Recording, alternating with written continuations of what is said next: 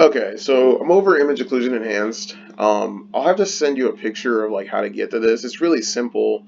Just my like with this screen capturing software, it just doesn't let me. It's really iffy with transferring between windows because I don't know if it's gonna like keep following the window I'm on that like recording that or not.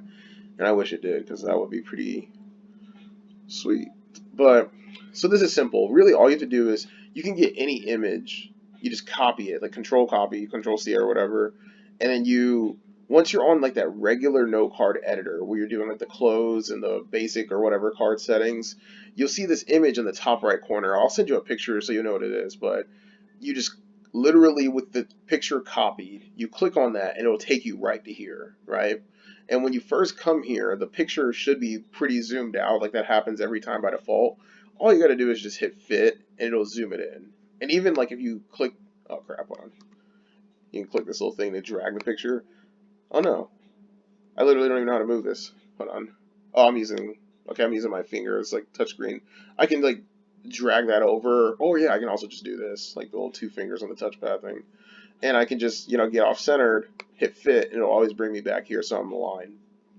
So yeah. So what you do, you want to cover up different sections of the picture that you feel are important to knowing. And so you're clicking this rectangle thing, and this is kind of like the occlusion feature. You can click the rectangle or this little like ellipses right here, which it's cool, but I don't really like it. It's kind of weird the way it drags. It like drags from the center, so I don't want, I don't care for that. But you drag the little square around something you want to cover up, and you just do it like that, and you do it like that, and and so and so you're just covering up different things. And with doing that, you're making multiple notes because you have one right here, one right here, one right here, one right here. One thing, I mean, maybe you can figure out because I don't know yet is like even with like regular closed cards or just like image occlusion pictures, I wish you could have like these two occlusions linked to each other because when I go to a card, all of these are going to be covered up, but I'm gonna have like one of them is gonna be red, and I need to answer like what is that thing, click it or whatever. And so I wish there was something for that, but I've yet to figure that out yet.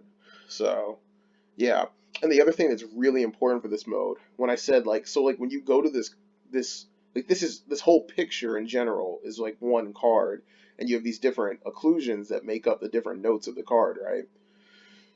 When you go to actually adding it into your deck, you want to hit this hide all guess one, and this little description will say, generate cards with non-overlapping information. You want that information to not overlap because when you go to the card, if you hit hide one guess one, what that means is that instead of having all four of these boxes covering up like information you want to figure out, like you want to memorize, if you're only hiding one, then you'll have one card that wants you to guess that thing, but you'll have all the other ones open and you can just see around it. And that just gives you too many context clues and it's not like conducive to like, memorizing it or learning. So you want to really do hide all guess one. So when you get to the card, it'll look kind of like this. All of the cards are closed, all the notes are closed, but one of them will be red and you have to guess that one. And so then you don't get the context clues. And so that's really good for this mode. So yeah, that is pretty much how you do image occlusion. And so you just want to click hide all guess one and you'll get this little thing that pops up in the bottom left. Right here, it's at 4 cards added.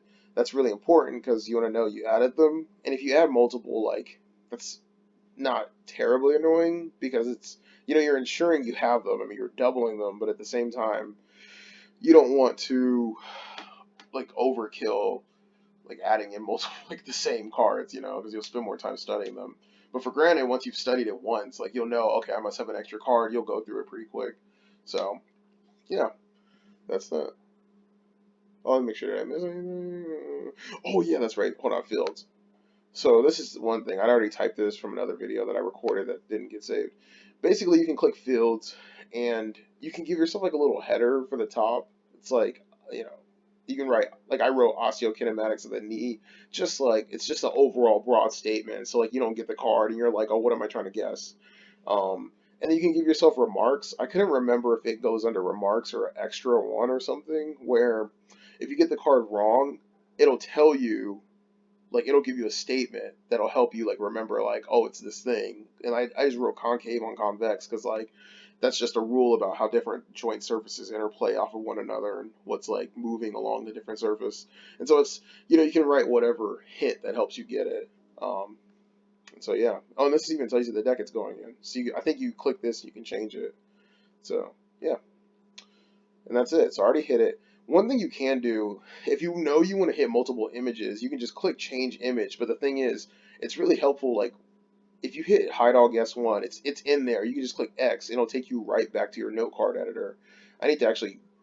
I'll send you a picture of how to get to this because it's really simple. Once you've got image occlusion downloaded, it's like a little image that looks just like this at the top right. And you just click that, and with your copied card, it'll just take you right here, and it'll put your card here, and you just have to hit fit for it.